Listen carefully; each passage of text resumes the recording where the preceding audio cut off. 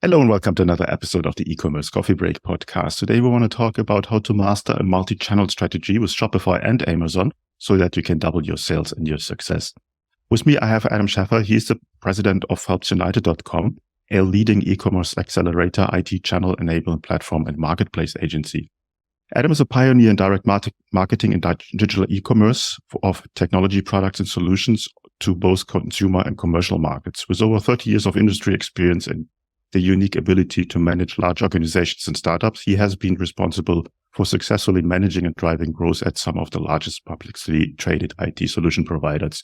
And he's also the host of the Planet Amazon podcast. So let's welcome him to the show. Hi, Adam. How are you today? Hello, class. Thanks for the introduction. That was awesome.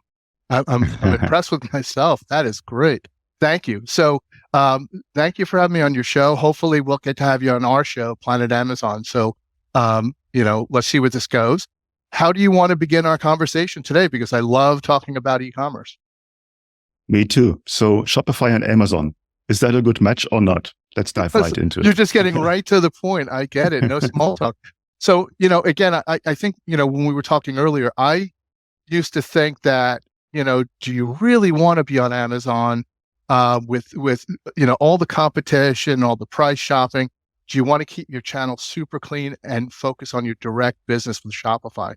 And I've changed my opinion from no, you don't to yes, you do. And I'll tell you why. I think, first of all, both platforms are great. Amazon is just huge, huge, huge. But I think what Shopify brings to the table is so much power for anybody. So if you're a novice to an experienced e-commerce professional, the Shopify platform works. I mean, I used to manage, I don't know if you remember the company, it was called tigerdirect.com, but it was probably one of the largest e-commerce sellers on the planet at one time. We were doing a couple of $1 billion in IT equipment a month. And it was huge, but the amount of IT resources and work that we had to do to keep that site up to date, going, working, and adding features. If somebody ever wanted to ask us to, put a new payment method, like when PayPal first came out, or if you wanted to do a firm or anything like that, it was an act of Congress to try to get our IT department to focus and work on that and then test it. And it could take a year. With Shopify, it's all there. It's all integrated. You got all these people working on your platform, and all you need to do is think about marketing and selling. So I love the platform, and I'm a big Shopify fan. If I had it back then, we would save a lot of money and a lot of headache. But why Amazon, and why did the two work together? Well, Amazon doesn't necessarily love competitors, and Shopify also doesn't love competitors. So they try to stay away, and they've tried to stay away from each other until the last year or so. And as time has gone on, I think they realized they could both coexist and help each other. We're on the Amazon platform. It's very competitive, but there is a lot of traffic. So you got about $640 billion of merchandise being sold through that platform. You kind of want to be there, even though you have to pay your fees. If you have the right product, you want to be there. If you want to expand your marketplace, you want to be there. But does it affect your Shopify sales? It could if you do it wrong, but it can augment your Shopify direct sales if you do it right. And let me try to explain so I don't confuse you all. First of all, Shopify integrates with Amazon. So if you want to manage your Amazon listings, you could actually do it loading your products into Shopify. So they work nicely together. Also, back in the day, Amazon used to make you have catalog parity, meaning that if you sell it on your site, you have to also sell it on the Amazon site. Well, that's changed. So you can have a different assortment on your site than you do on the Amazon site. So if you're a clothing brand, or if you're even an electronics brand, pick any category, you can have your full assortment, tell your brand story, have a connection with your customer base, but maybe put the top 5 products on Amazon or a few other products. You don't have to have the whole assortment there. Maybe you want to have certain colors on Amazon and you want to have unique colors on your own. So you don't have to be in parity. Why could that be good? Well, if people buy your product and find you on Amazon, they're going to be interested in your brand. If you have a good brand, if you have a quality product, they're going to go to your Shopify site, and they don't know they're going to your Shopify site. They're looking up your URL because they want to learn more about this brand that they found on Amazon, and they're going to start to learn more about you. Or maybe they will go to your site first and try to buy something from Amazon because it's easier for them, because they have an account set up, because they know that Amazon will get into them faster because it's free delivery if they have Prime. So maybe they will go there and buy something from Amazon, but you now have somebody that's interested in your product. Maybe they're going to buy it again from you. And if it's a subscription type of product, maybe they will continue to buy from Amazon. Maybe they'll buy it from you, or maybe they'll buy it even from another reseller. So I think when it comes to acquiring new customers, Amazon now helps, because you're going to get certain amount of traffic that goes to Amazon that's going to go to Shopify. So for me, it's prospecting. I'm going to get new customers. If they buy from Amazon, a percentage of them are going to come find me and learn more about my brand. And now I got them. If they sign up for a newsletter, I can introduce new products to them. I could talk to them. And when they do buy on your Shopify website, you own them. When they buy on Amazon's website, you don't really own them. Maybe you rent them for a few minutes if you want. You could spend some money on advertising to advertise through Amazon. But once they buy through you, you kind of own them. So it really comes down to the product assortment. If you're a one product company, you got to make that decision. Do I want it on Amazon? But if you have multiple products, multiple colors, it's a really good idea. So that's part one. I think it's a great way for you to be able to grow your business by leveraging Amazon's traffic and having a bunch of it migrate back to you. And you don't have to have every SKU or ASIN on Amazon. So that's one. Number two, inventory. Amazon is actually one of the best logistics company, if not the best logistics company on the planet. And you can now keep your products up at FBA. So low cost storage, lower cost than most real estate would cost, in the US. And they'll pick, pack, and ship your products for you if somebody buys it on your Shopify site, and they'll ship it in a brown box, not an Amazon box. So now you don't have to have inventory here, inventory there. You can keep it up at Amazon, and they will be your 3PL. That's pretty cool, because their shipping rates are so much better than most of the shipping rates that most get. I mean, sometimes if you ship USPS and it's very, very small, maybe you could beat them, but you're going to get fast delivery, Amazon speed, and you have everything stocked up there so you could sell on Amazon with that same inventory that you're selling on your Shopify site. That's incredibly convenient. And now you don't have to pick and pack the stuff in your own warehouse if they're having and holding the SKU. Whether you sell the SKU on Amazon or not, you could stock it up there. So that's, I think, also a misnomer. Do I have to sell it? No, you don't. You could keep it up there. You could sell some on Amazon, some not Amazon, none on Amazon, but they'll do your 3PL fulfillment. So that to me is a huge, huge benefit. Now, the next thing that Amazon has added recently is buy with Prime. So they have a payment method where you could, a Shopify customer, as a plugin, where you could plug in as a payment method, buy with Prime. So you could buy using your Amazon account and get it shipped Prime speed through Amazon. So many customers don't want to have to set up a new account. Think of it as like a wallet. So they just click the button, Amazon takes care of it, you get paid, and it's done. So we're seeing more and more uptake on the buy with Prime. It didn't take off immediately, but it's now picking up. And I think part of it is the trust factor. Is Amazon trying to steal your customers or not? I think Amazon wants to own the world, but I think that you could coexist with them, and they can help you grow your business on your Shopify site while you're growing on Amazon. So those are my big three things. I think it's great for managing ASINs and getting extra customers at a low cost. I think it's great for logistics because you don't have to keep the products in your own warehouse anymore.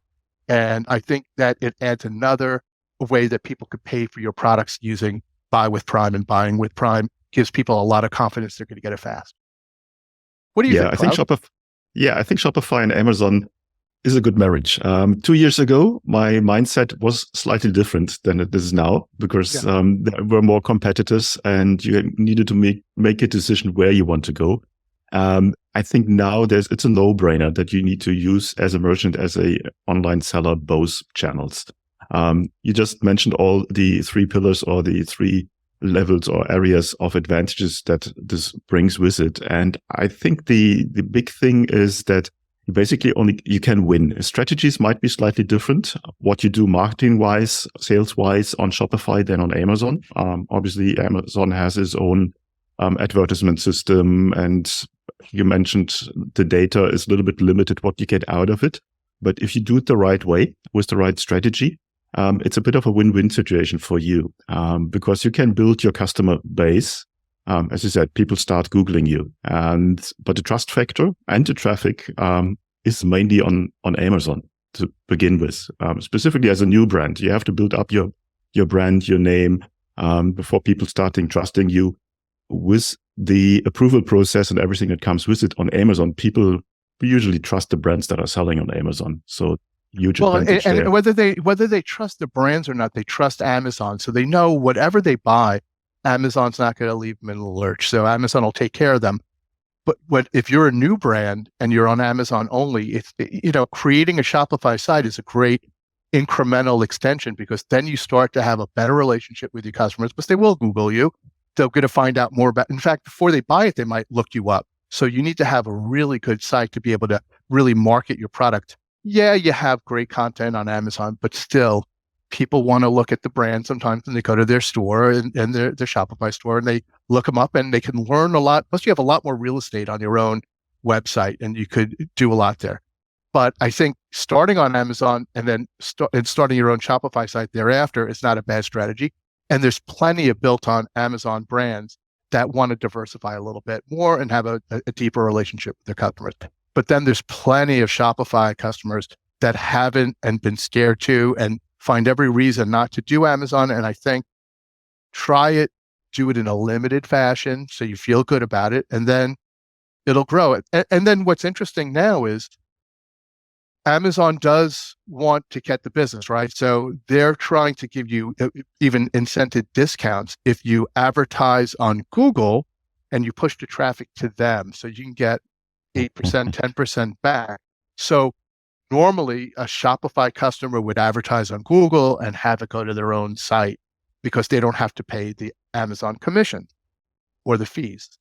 But got to do the test and see, if I advertise on Google and I push them to my page on Amazon, will my conversion rates be a lot higher because they trust buying from Amazon, they have their account already set up, and maybe they don't have their account already set up with me. It's a pain in the neck. I don't want to put my information in. Who are these guys? So I would test the advertising too. I would test my Google advertising, put some to Amazon, put some to my Shopify, see what has the better conversion rates. And you see, even with the fee, if they're going to give you a 10% discount or rebate, it could very well be worth it. So play them off each other, make it work. Yeah. Oh, it's a bit of a sneaky strategy. Me as a marketer, I always would try to get hold of the customer or of the prospect's email address in the first place. Mm-hmm. That gives me the chance to grow on that basis my business with returning customers, doing all the email marketing, retargeting, and whatsoever, then sending them directly to Amazon where they sort of disappear in a black hole and that I don't get anything out of it. I might get the first sale, but I might have more difficulty to get the second and third sale out of it. So again, that's something what you said, test it out, see what works better. Potentially do both. Depending on your marketing spend, it might be a way to do both of these things to convert customers faster. Now, with your experience, where do you see Shopify merchants wanting to go into Amazon? Where do they struggle the most when they get started? I think just Amazon is a complicated marketplace. And that's what we do is we help brands market and sell and deal with all the logistics because Amazon is very big. You're not going to get much personal help. It's kind of a black hole. The rules change every day. They don't actually advertise what rules are changing or what's not. A lot of it's just doing it every day and the experience of doing it, understanding how to write cases. So, I think start slow, start with a few products. Don't put hundreds and hundreds of SKUs or ASINs up right away, and learn the platform. There's plenty of videos. There's plenty of companies like ours that can help. Of course, we're the best, but there's people that can help you and join communities. Shopify has communities. Amazon has communities. Join and you can ask people, because once you get a lot of people trying a bunch of different things, people find out the answers and they'll share their information. Although we're very competitive, it seems everybody likes to help each other. Everybody wants to solve a problem on Amazon. So even the fiercest competitors share information because it's almost like, do one good for me and I'll do one good for you kind of thing. So, I recommend that. But I do think it's different, because once you start selling on Amazon, you got to understand and track the information. Sometimes if they don't like your ASIN, something will happen and it'll come off, or somebody goes onto your ASIN and messes with it. So you need to get what they call brand registry to try and protect your content. So you need to learn a little bit before you go on there. So really, I think initially get some help to get your products on Amazon. Even though you could manage it through Shopify, you want to get your content right. You want to get your advertising strategy right. And you want to understand what happens once you're on there. How do you start building momentum? Plus, you need to get reviews. And so Amazon has a few programs that you can join, and they'll help you get reviews. You always need a lot more than they're going to help you get. So the reviews are a big deal on Amazon. But again, I think that traffic, you're going to find out once you go on Amazon, people are going to find you and they're going to trip over to your site. Like, again, I don't think I advertise that to the Amazon folks. I'm sure they know that, but a percentage of the people are going to come over because they want to learn about the brand. I want to learn about the brand. I want to learn what other cool things do they do. And also, if it's some type of product that you really felt passionate about, there's usually a community, and the only way to join that community is go to the website and get their newsletter and go to their blog and read more about it. So I don't care if it's biking equipment, a headlight and a tail light I just recently bought for my bike. And now I'm going to the website for this company all the time. I bought it on Amazon, but I now go to the brand's website because they actually have a blog, and I learn about other things that other people are doing and meetups and things like that. So it's really interesting how the brand, once you get connected to a brand, even if you didn't know who the brand was, you want to spend more time with that brand and learn about that brand as long as the product is good, which is really important. Don't try and market a junky product. I guess it's pretty obvious. That's pretty obviously. But it's your example just gave a perfect idea of how such a synergy effect can work. Finding a product, wanting to learn more about the product, and find a blog, find documentation, find other products on the brand's website, on the Shopify store, whatever, directly. Now, Shopify is growing by the day and has a million different features by now, as Amazon does. As a small and medium enterprise, the last thing is spending too much time on having more and more to learn. So maybe you can give me an idea about the comparison. If I want to start with Amazon, the timeline, how much time does it take me compared to working with an expert like yours, taking over and doing the same thing? Yeah. So that's a great question. So if you're a novice and you're coming onto Amazon for the first time, even if you're computer literate, it really isn't to do with being computer literate. It's to do with navigating Amazon, because their UI is reasonably easy to understand.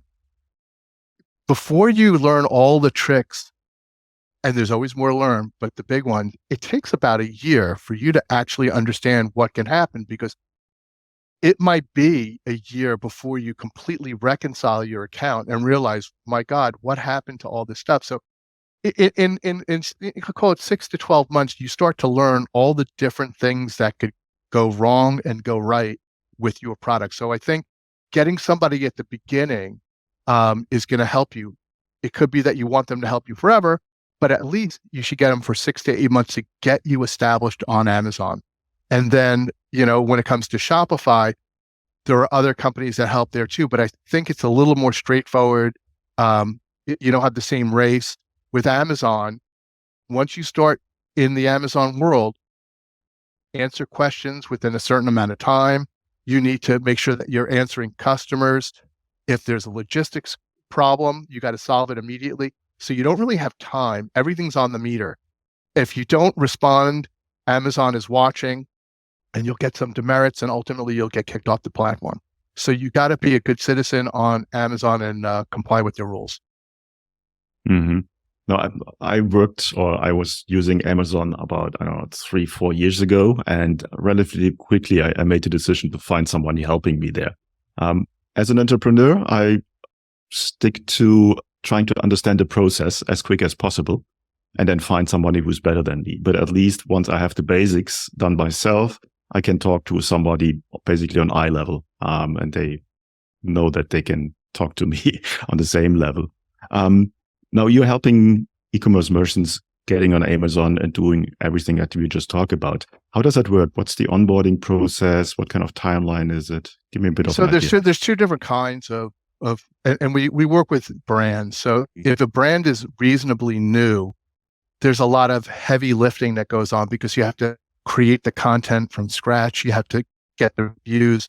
So the onboarding process takes a bit longer and getting it traffic could be expensive and take a while. I'm not saying you shouldn't do that because there's about 2 million sellers on Amazon, but it's a process that you have to be patient with and it takes time.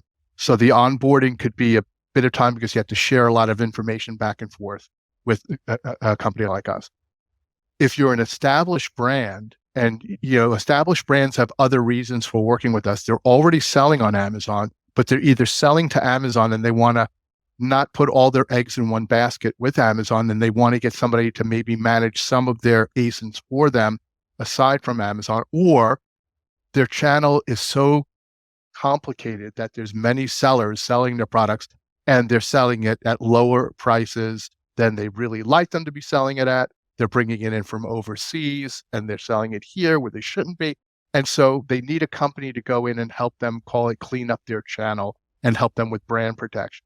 So it's a lot more fun to work with a brand that's already selling on Amazon and has some momentum, because that heavy lifting of starting up their stuff from scratch is not there. The complicated part is getting some of these bad actors on, off the SKU. So the onboarding is, they would come to us, we would analyze their ASINs, we would see how much is it going to cost for us to be able to market their products and sell it on Amazon, because in our model with established brands, we buy and sell their products for them on Amazon. So we are their 3P seller. And so as long as we could make an arrangement where we could make some margin by selling their products on Amazon, we completely overnight streamlined their process of having to reconcile their account, having to put in cases, having to do any of the advertising, having to update any of the content. We do it all for them and we buy and sell it. So really it's a matter of, let's analyze your ASINs, let's understand and come up with a fair price that we would pay. If we can make some margin on this, then we're good to go. And it's as simple as that. Once we get going, we place a purchase order and we meet with them once a week or every other week, however often they want to meet. We strategize with them, but all on the marketing, building, and we're making sure they never run out of stock. So to me, established brands are a bit more fun. New brands are much more challenging. There's a lot of cost because you have to make some noise. So there's definitely organic stuff you could do, but you're going to have to spend money on advertising. And, that's where it gets a little, how much can I spend? I'm a brand new brand. I don't have that much money. Well, it's going to be a much longer growth path if you don't try to invest. Mm-hmm. Who's your perfect customer? What kind of industry, niche? Well, it's funny. We came from the technology industry, so we knew a lot of the brands already, and we knew what issues and problems they had. But once you could do technology, because the products change quite often, you could do almost any category. So right now we're into 14 different categories, and it's from technology products to clothing to cosmetics to pet food, coffee, and it doesn't matter as long as you can make the math work. The game on Amazon is the same. It's really good to understand who your competitors are. So you really do study the categories, but the process of Amazon is very much the same. So technology is tough because it's low gross margin. But But the perfect products at Amazon are products that have a lot of velocity and are small, or have high average selling price and are small. Anything that's small is a lot more fun than anything that's big. And that's where a lot of brands get into trouble, because once you start trying to ship 30-pound bags of dog food or 40-pound bags of dog food on Amazon, the shipping is more than the cost. Like it's shocking. So the perfect product on Amazon is small and light, high average selling price. The math works a lot better that way for everybody. Yes. I can imagine selling furniture on Amazon is probably not the best idea. But they do. And, I think you can see there's a heavy bag. Not that I use a heavy bag. My daughter does. And I bought it from Amazon. I got it the next day. It weighs 100 pounds. Like, I don't know how they did it. I have no idea. I think it was $99. I think it would cost $99 to deliver it. Maybe more. Probably cost more than 100. So how I don't get some of it, but maybe there was a local store that was selling on Amazon and they just drop it off. Probably would happen. But it's always better when it's small and light. Okay. But there's plenty of furniture that does well on Amazon. There's plenty of big products that do well on Amazon. But I think as time goes on and freight becomes a much bigger percentage of the total sale, it's hard. Makes perfect sense. Adam, before we come to the end of our coffee break today, is there anything that you want to share with the listeners that we haven't covered yet?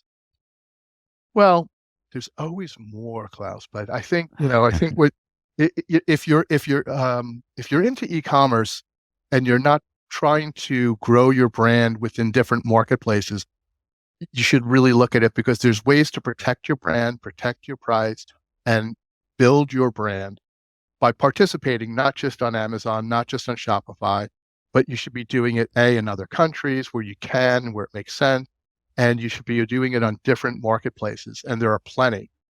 It gets complicated, so it's good to have partners, but Walmart is quite big, nowhere near as big as Amazon is, but it's for certain products it's worth doing.